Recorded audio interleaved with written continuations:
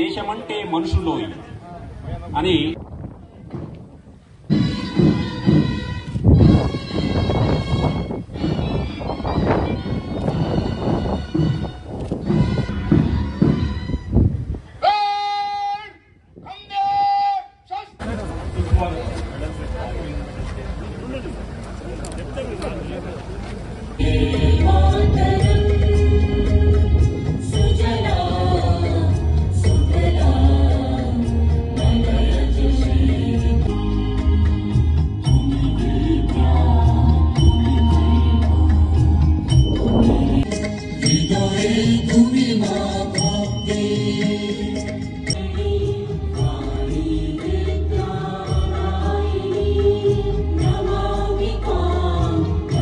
మన గౌరవ మంత్రివర్యులు శ్రీమతి సవితమ్మ గారి చేతుల మీదుగా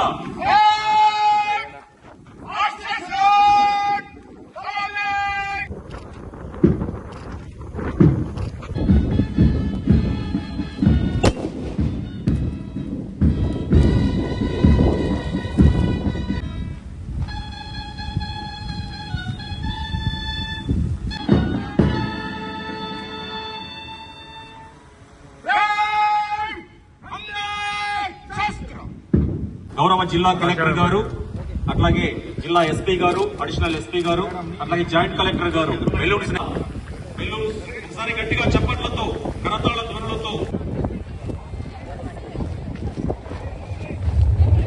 దయచేసి అందరూ నిశ్శబ్దంగా ఉండాలి.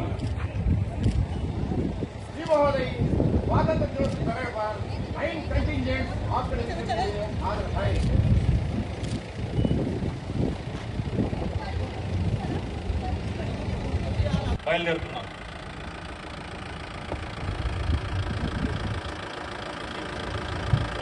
శ్రీమతి సవితమ్మ గారు సాయుధ దళాల పర్యవేక్షణకు వాహనంలో శ్రీ సతీష్ కుమార్ గారు,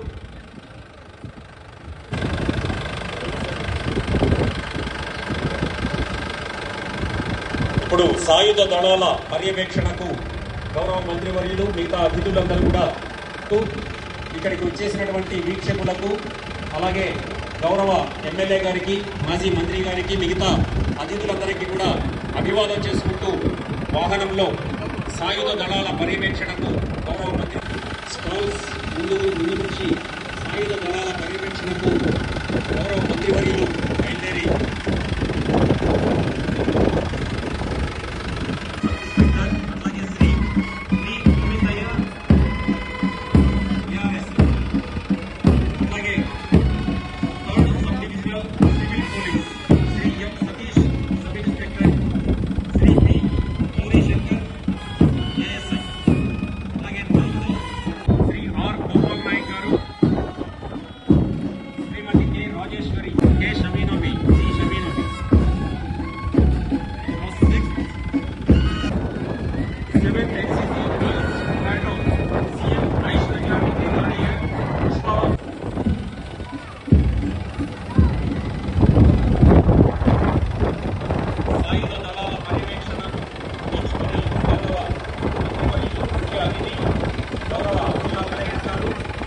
అందరికీ నమస్కారం.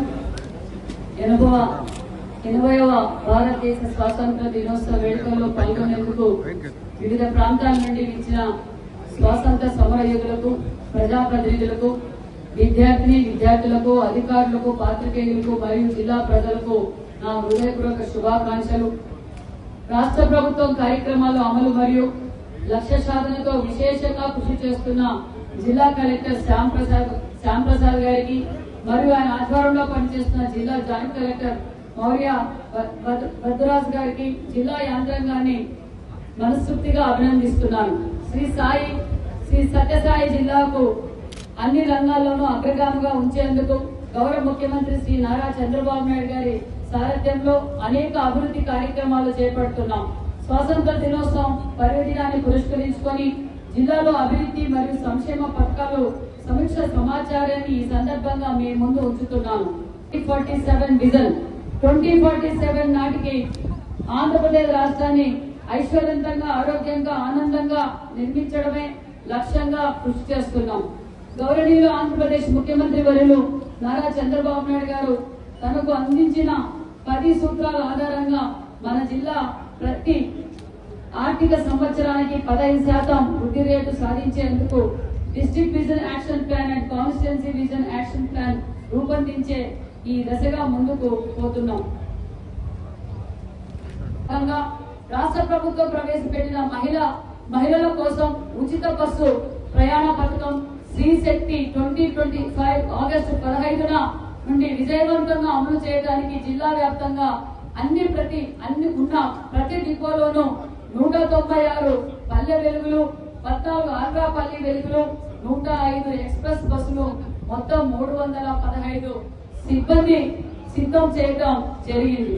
2020-25 ఆగస్టు 15 నుండి నేటి వరకు సుమారుగా 2.41 కోట్ల మంది మహిళలు ఈ పథకాన్ని వినియోగించుకున్నారు.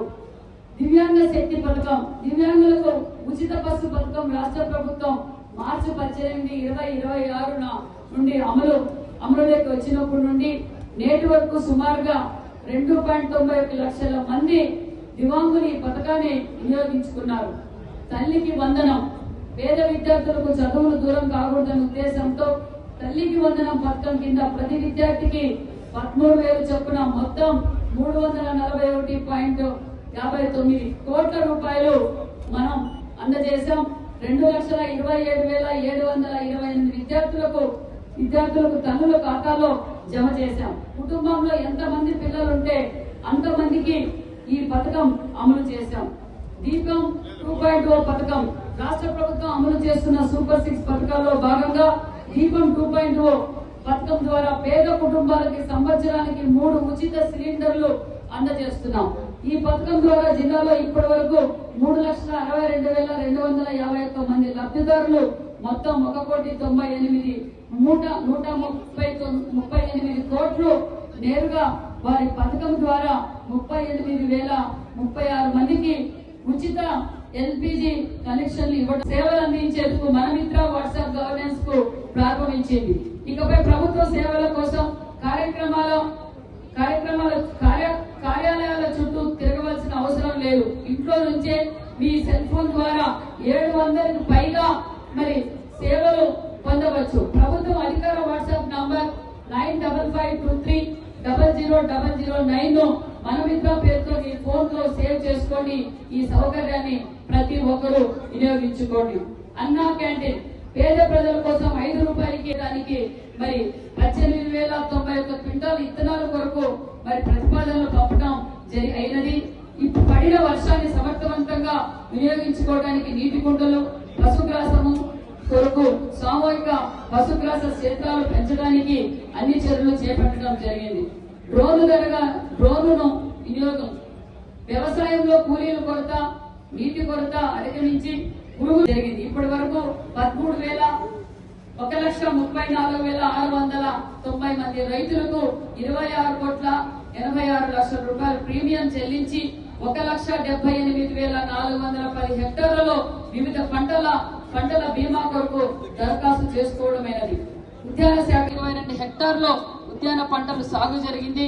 13.7 జిల్లాలో 14,000 హెక్టార్ల లక్ష్యాన్ని నిర్దేశించుకొని ఇప్పటి వరకు 11,860 26-27 సంవత్సరంలో జిల్లాలో పట్టు పరిశ్రమ అభివృద్ధికి ఇప్పటి వరకు 25.